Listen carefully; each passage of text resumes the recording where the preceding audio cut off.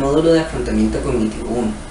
Este módulo se va a basar específicamente en que los padres, los niños, niñas y adolescentes tengan la capacidad de entender la diferencia entre pensamientos, emociones y conductas y la forma en cómo se interrelacionan en distintos acontecimientos de nuestra vida. Este módulo es de vital importancia debido a que al existir un evento traumático se pueden generar ideas imprecisas o ideas erróneas del mismo evento o de las consecuencias que ha traído para sus vidas. Entonces en este módulo vamos a hablar de algunas técnicas en las que vamos a poder utilizar el triángulo cognitivo para poder explicarle a los niños todo este proceso. Cuando nosotros hablamos de pensamientos, emociones y conductas, estamos hablando de un triángulo cognitivo, es decir, que los pensamientos generan y activan emociones y las emociones generan conductas, que a su vez retroalimentan los pensamientos y vuelve a generar un círculo. Este triángulo es el que nosotros podemos ir evidenciando en diferentes aspectos de nuestra vida, pero necesitamos acoplar este tipo de conocimiento que es de manera técnica en un lenguaje en lo que los niños y los padres puedan entenderlo y también adecuarlo a sus estrategias de vida. Cuando nosotros hablamos con niños, nosotros lo que vamos a utilizar es un ejemplo en donde puedan evidenciar algún pensamiento, alguna emoción o alguna conducta.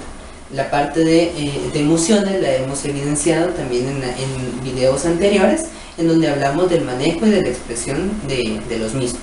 Cuando hablamos entonces de este tipo de situaciones, nos vamos a hablar de cierto nivel de instrumentos.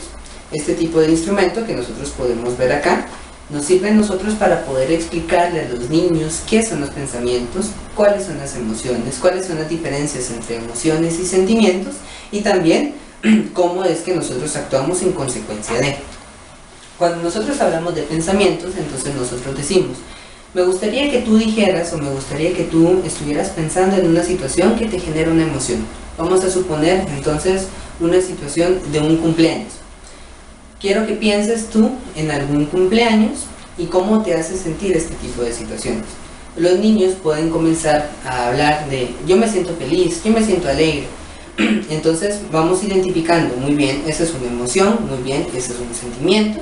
Ahora quiero que me expliques qué es lo que estás pensando.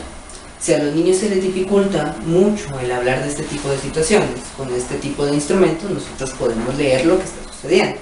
Entonces podemos decirle: quiero que tú leas, o en el caso de que no pueda leer todavía, podamos decir: los pensamientos son ideas que tenemos en nuestras mentes.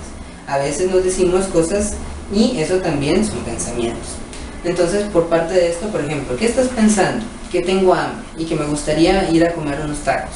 Muy bien, vamos a utilizar ese ejemplo como para poder hablar de pensamientos. Ahora, con este ejemplo, ¿qué es lo que te hace sentir? Me hace sentir contento, me hace sentir alegre, o me hace sentir muy ansioso porque tengo que salir a la calle. Entonces, a partir de estos pensamientos comenzamos a generar cierto tipo de vinculación con las emociones.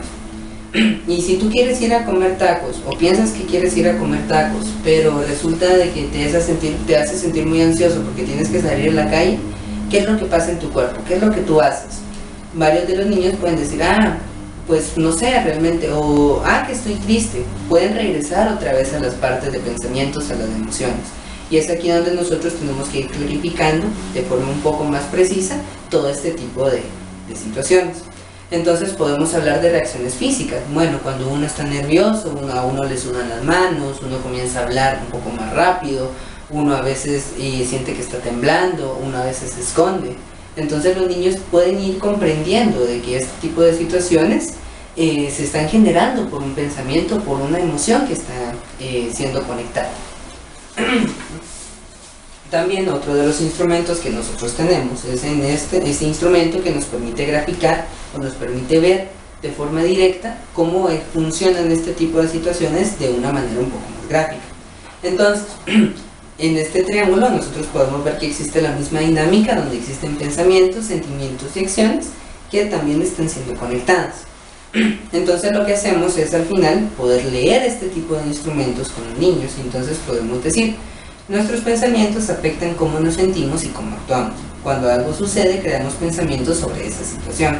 Estos pensamientos dan lugar a sentimientos y acciones.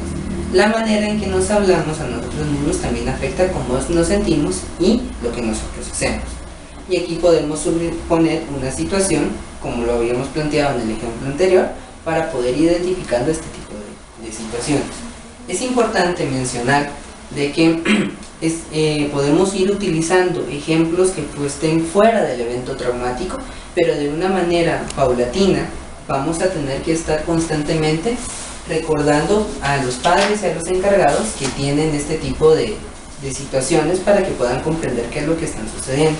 Y por aparte, cuando nosotros tenemos o cuando nosotros queremos como que enfatizar este tipo de situaciones, podemos utilizar este tipo de herramientas, en donde podemos ir registrando cómo se está sintiendo, cómo está pensando el niño en un determinado momento. Entonces, esto sería todo por este video. Muchas gracias por su atención.